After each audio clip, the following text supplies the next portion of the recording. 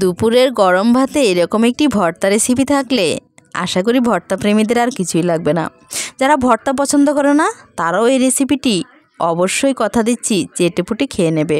তাহলে চলুন কিসের ভর্তা তৈরি করেছি আর কিভাবে করেছি সেটা অবশ্যই শেয়ার করব।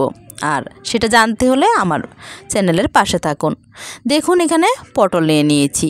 পটলগুলো একটু পুরনো হয়ে গেছে, এই 8 থেকে 10 দিন হয়ে গেছে এনেছে। ফ্রিজে রেখেছি, তাও হলুদ হলুদ হয়ে গেছে, ভেতরটা কাঁচাই রয়েছে। তারপরও এই পটলগুলো দিয়ে আমি আজকে ভর্তা তৈরি করে নেব। এবার পটলগুলোর 2 মাথা কেটে আমি খোসাটা ছাড়িয়ে নিচ্ছি।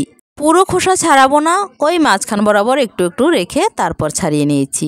এবার মাঝখান বরাবর কেটে আমি এরকম ছোট ছোট করে কেটে নিচ্ছি। যেরকম ছোট ছোট করে কেটে আপনি পেস্ট তৈরি করতে পারবেন আপনার সুবিধা মতো সেইভাবেই করে নেবেন। আমি সবগুলো পটল দেখুন এইভাবে কেটে নিয়ে চলে এসেছি। এই এতগুলো হয়েছে। এবার এগুলোকে আমি পেস্ট করে নেব। চাইলে মিক্সার গ্রাইন্ডারও করতে পারেন, আবার চাইলে শিলনোড়াতেও করতে পারেন। এখন যেহেতু সুবিধা বেশি মিক্সার গ্রাইন্ডারে এইটাতেই আমি করে নিচ্ছি। এর মধ্যে সবগুলো দিয়ে দেব। চাইলে আপনারা এই ভর্তাটা এই পটলগুলোকে আগে একটু ভাপে দিয়ে মজিয়ে তারপরও এভাবে করে নিতে পারেন। আমি কাঁচাই পেস্ট করে নিচ্ছি। রান্নাটা অনেক ধরনেরই করা যায়, যেভাবে আপনার সুবিধা হবে সেভাবে আপনি করে নিতে পারবেন। দেখুন সবগুলো পেস্ট করে নিয়ে চলে এসেছি। একদম মিহি পেস্ট হয়ে গেছে, বিচি টিচি কিছুই হাতে লাগছে না। এবার চলুন ওভেনের কাছে চলে যাই। আমি ভর্তাটা এবার কিভাবে করি সেটা শেয়ার করব। ওভেনে কড়াই বসিয়ে দিয়েছি। কড়াই গরম হয়ে গেলে কিছু দিইনি, এর মধ্যে সোজা আমি পটল বাটাটা দিয়ে দিলাম। এবার একটু কাঁচা লঙ্কা দিয়ে দিয়েছি পরিমাণ মতো ঝাল বুঝে। দেব নুন ও হলুদ। এবার বেশ কিছুক্ষণ ধরে নেড়ে চেড়ে একবারে শুকনো শুকনো করে কষিয়ে নেব। যতক্ষণ না পর্যন্ত জলটা একবারে শুকিয়ে যাচ্ছে ততক্ষণ পর্যন্ত এভাবে আমি অনবরত নাড়াচাড়া করতে থাকব। বেশ কিছুক্ষণের জন্য ঢেকে দিয়েছিলাম। অনেকক্ষণ পর দেখুন অনেকটা জল শুকিয়ে এসেছে, আরও অনেকটা শুকিয়ে নেব। চলুন এভাবে নাড়াচাড়া করতে করতে আবারও অনেকক্ষণ পর চলে এসেছি।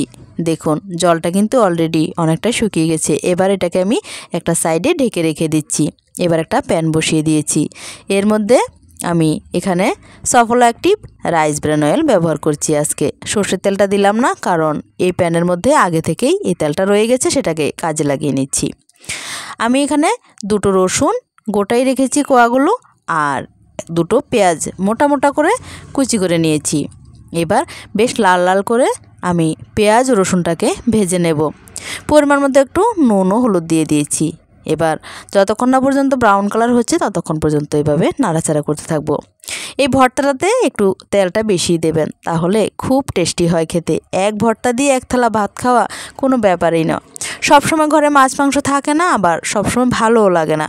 তাই মুখের স্বাদ ফেরাতে এই ধরনের রান্না আপনারা অবশ্যই করতে পারেন।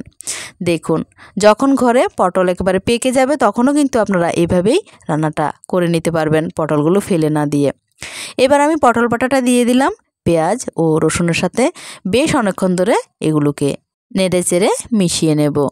দেখুন আপনি নাড়াচাড়া করতে করতেই বুঝতে পারবেন যে সবটা তেল কিন্তু একেবারে শুষে নেবে। তেলটা যখন আর একেবারেই থাকবে না তখন বুঝে নেবেন যে ভর্তাটা হয়ে এসেছে। দেখুন এবার আমি এর মধ্যে ধনেপাতা অ্যাড করলাম। দুর্ভাগ্যবশত সেই ক্লিপটা মিস হয়ে গেল। ধনেপাতা কুচি করে দিয়ে দিয়েছি। এবার একটু নাড়াচাড়া করে নিচ্ছি। দেখুন ভর্তাটা হয়ে গেছে, তার প্রমাণ। একদম উল্টে পাল্টে যাচ্ছে, একটুও লেগে যাচ্ছে না। চাইলে আপনারা এই পর্যায়ে একটু টসও করে নিতে পারেন। দেখুন কত সুন্দরভাবে হয়ে গেছে। এবার আমি আপনাদেরকে একটু টস করে দেখাচ্ছি। দেখুন একেবারে কি সুন্দর হয়ে গেছে। এবার আমি আর বেশিক্ষণ এটাকে রাখবো না, আমি এটাকে নামিয়ে নেব। চলুন নামিয়ে নিতে চলে এসেছি। অপূর্ব স্বাদের এই পটল ভর্তা রেসিপি অবশ্যই একবার দুপুরে গরম ভাতের সাথে রান্না করে খেয়ে দেখবেন। আজকের মতো রেসিপিটা এখানেই শেষ করব। আপনাদের ভালো লেগেছে কি না আমাকে অবশ্যই কমেন্ট বক্সে লিখে জানাবেন। আর আমার এই ভিডিওগুলি আপনাদের ভালো লেগে থাকলে একটা লাইক, শেয়ার আর সাবস্ক্রাইব করে রাখার অনুরোধ রইল। তাহলে আজ এ পর্যন্তই। দেখা হচ্ছে আগামী দিন আরও একটি নতুন রেসিপির সাথে। ততক্ষণ পর্যন্ত সকলে ভালো থাকবেন, সুস্থ থাকবেন এবং সাবধানে থাকবেন।